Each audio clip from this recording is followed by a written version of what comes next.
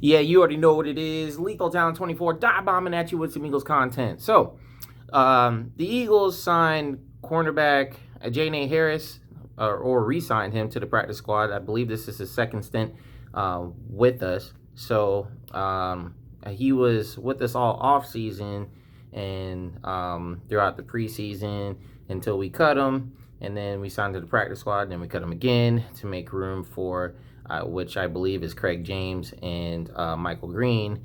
And then, we basically had to re-sign him. And then we also signed wide receiver Robert Davis.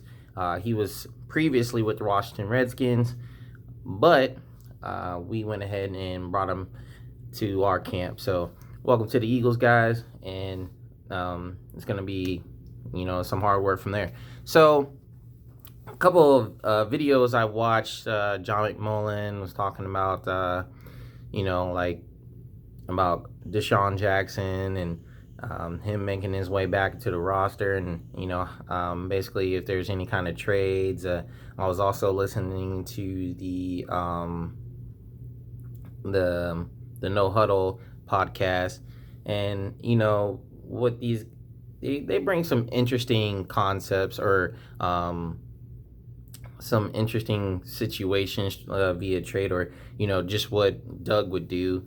Now Doug did mention that that Jordan Howard basically would be the running back going forward. So that's awesome. That should have been it the whole time. I don't know why Miles Sanders really got all this hype when he's a rookie, and everybody was really thinking, he's with Saquon Barkley at Penn State, so maybe out the gate that's what he'll be showing. And it took Saquon a little while to get going, but Saquon is a different kind of talent than Miles Sanders. Miles Sanders, I think, is an all-around talent.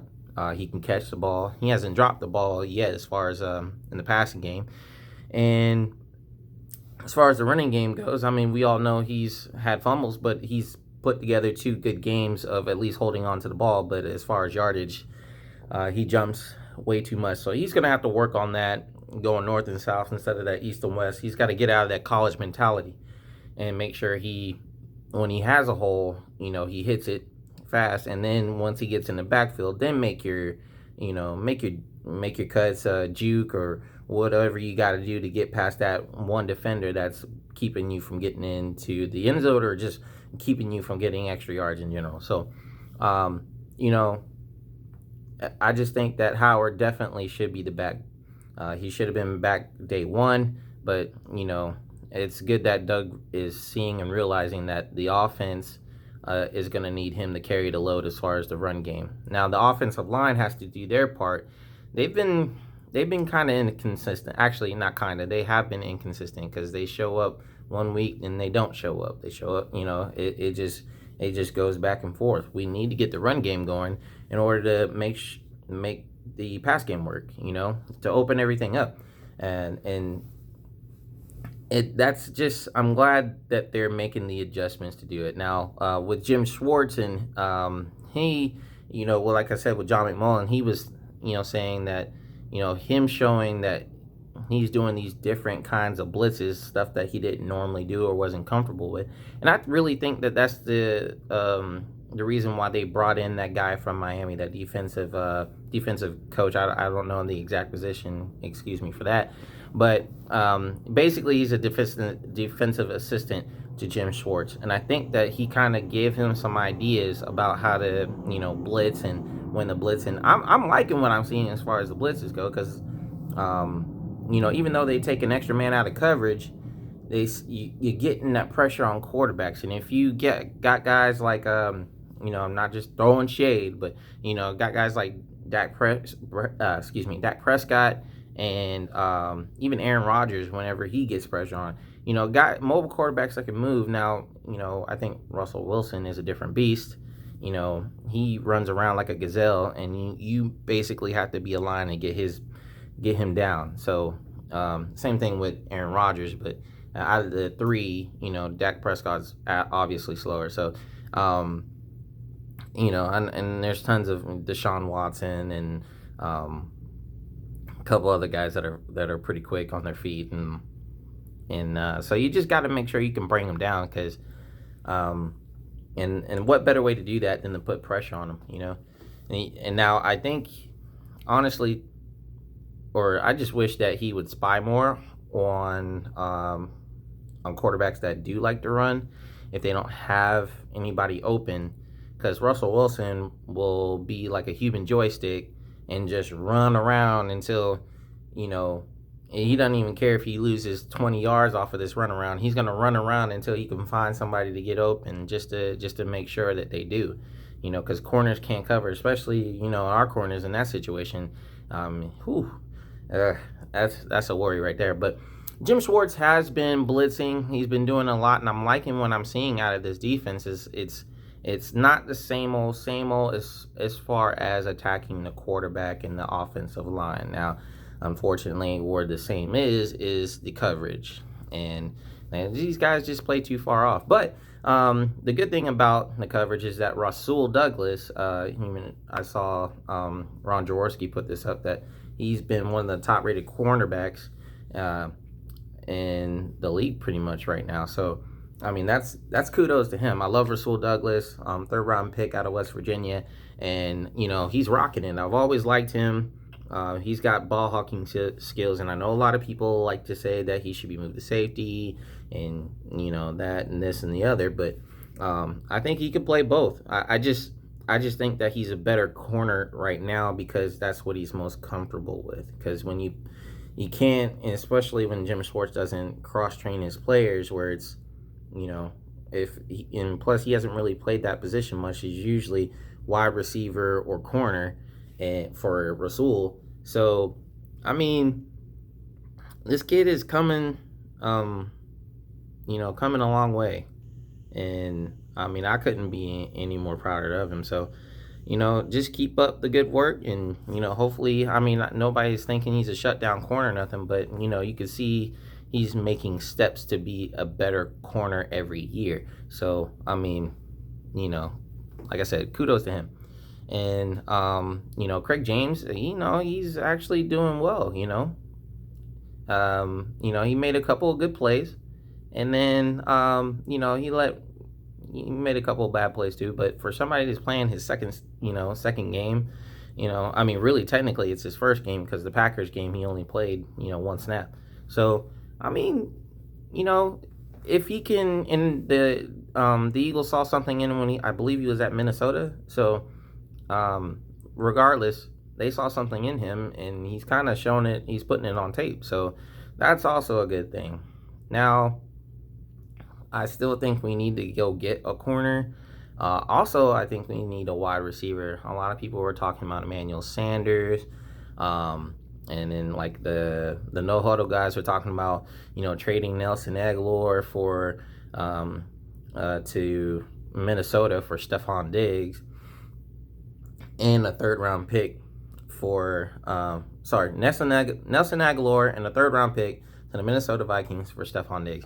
I mean, if that's the case, I'd do it, you know, because he's a short-hander, you know what I'm saying? He, no matter what you feel about the Minnesota Vikings, you know, they do have good talent on their team, and Stephon Diggs is definitely one of them. So, I mean, if we could go get him, I mean, I'd be cool with Emmanuel Sanders, but I know we need to get younger.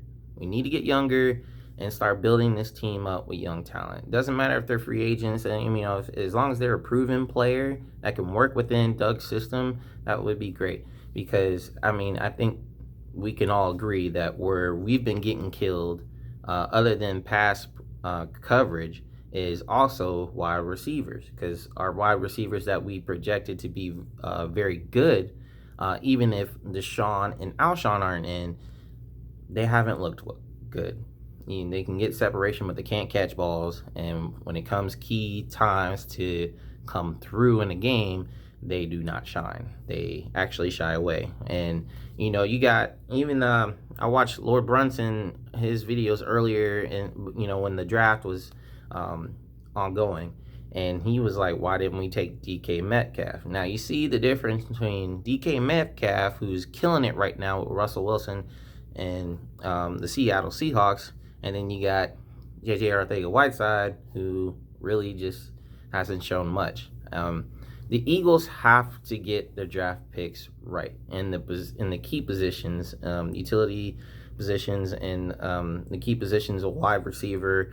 I mean, they have to get these guys right. I mean, we can't just sit here and say, "Oh, we got a good special teamer," when we could have gotten a really good wide receiver. I mean, you see, like in hindsight is always 2020, but I mean, really, when you have a chance to get a playmaker and then you could develop him if he's not good. I mean, I even heard one of the guys on the No Huddle show was talking about, bring in a speedy wide receiver and then build him up.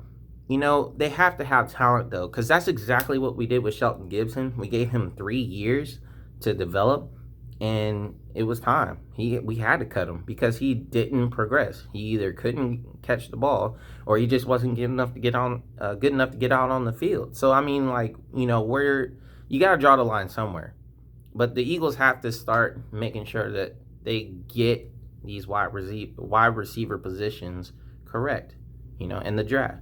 So if they can't do that, then bring someone in. If AB wasn't out of his friggin' mind, I mean, I'd bring him in a heartbeat, But 2 teams, 2 stints. I mean, one he didn't even really play with, and then the other, he's got those charges or whatnot. So I mean, you can't bring him in when he's got character issues like that, and he's just off his rocker. So I mean,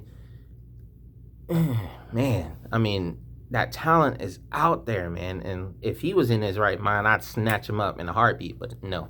And then the thing with going with the corners, we still need a very good, if not shut down corner. The Jags are not going to let Ramsey go, so I pretty much put that in the back of my mind. So who else is out there? Xavier Howard, and I don't know if the Dolphins are going to let him go. So, I mean, who else is out there? They're talking about Chris Harris, but again, and Philly 500 touched on this. He's older, like, I could see getting Von Miller because that's a position where he's got a couple more years left. But as far as coverage goes, Chris Harris, man, and I believe he's a slot guy. He's not an outside guy. I mean, we pretty much got all these slot guys anyway. So, slot corner. So, we're just going to have to make do with what we have. A lot of people are talking about, well, Jalen Mills is coming back. And, funny because the last time Jalen Mills played a game, everybody was trashing him and saying he was trash. He can't cover. He's getting burned. I'm like, it don't matter who we have in there. I mean, the coverage scheme, the way it is, they're playing 5 or 10 yards off the wide receiver. So, I mean, like, you got to give or take somewhere. But, I mean, you just can't give them yards, So, Jalen Mills is not going to make that much of a difference. We can't sit here and trash a player for being or saying he's trash, and then all of a sudden just act like we're waiting for Superman to come and save us, and and boost him up more than what he is. I mean, I love the guy, but I mean, he's no different from all the other cornerbacks that we've had on this team that have gotten absolutely killed. And everybody's saying, well, he should be a safety because he's not fast enough. So then it racks my brain. It's just like, it's like Tron, just the ball just bouncing off the walls too. It's like, I don't know, man. My head hurts just thinking about it. But, that's where it lies, man. So, yeah, Doug definitely has to get this offense correct.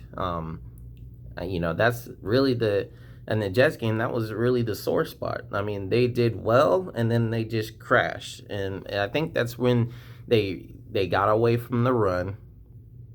We don't have Deshaun Jackson, and he needs to get better. And if we can't use him, then yeah, we got to get somebody that's a speedy wide receiver in here that at least take the top off. Because even though Nelson Aguilar should have been able to catch that ball. Yes, it was illegal contact, but I mean, it was near him, and he should have been able to track the ball. And that's the difference between throwing deep to him and Deshaun Jackson, where he can track the ball and go get it. So he's got like an extra gear, but he's not healthy. So we just have to make do with what we have. So that's pretty much it. That's all I wanted to cover. I know Joey Shakes and Philly Jim they are going to start doing I think it was a Real Talk podcast or whatnot. So you need to take a look at either one of their sites and subscribe to that, because they're going to basically just be going in and talking and stuff like that about, obviously the Eagles. So I mean, that's going to be cool, just to see them get together and kind of see where their mind's at on the Birds. So all right, guys. Well, I appreciate you tuning in, and don't forget to like, subscribe, and comment if you wish. EAGLES Eagles, and that's what's up.